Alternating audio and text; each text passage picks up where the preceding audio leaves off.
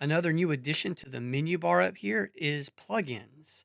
This is really neat. So if you just toggle on the plugins panel, which mine is toggled to right here, from the start, you're not going to have anything in it. But these are like little mini scripts that people have created to make your life easier. A lot of them are for free. You can buy others.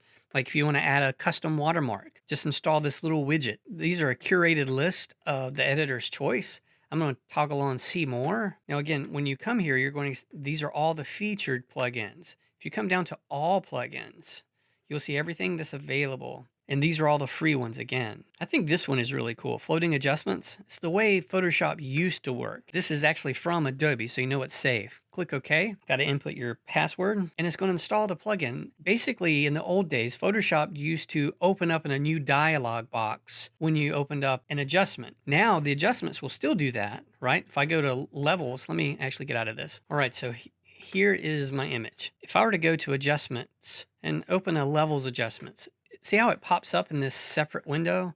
I really like that. But remember, this is destructive editing. And if I want to add an adjustment layer, previously, when I would hit a levels adjustment layer, it wouldn't open it up over here, right? It only opened it up in the properties area. But with this little plugin, now it's going to automatically allow pop-up adjustment, and then it's going to reload it over into the properties panel. And then if you ever need to get back to it, it's still there. It's not going to pop out again. But I just love that functionality. So curves, see, it's going to pop up so I can pull the tones, make a little S curve to increase the contrast, and then it's going to reload over here in the properties. I really enjoy that. If you want to see more about your plugin, you can click on this little Lego icon, or again, you can come over to plugins and you can browse more, manage them. Here's the list of all the plugins you have, and currently I just have this one. So I can come over here and I can access all those same things. And here I can access everything that I can access from the top menu bar.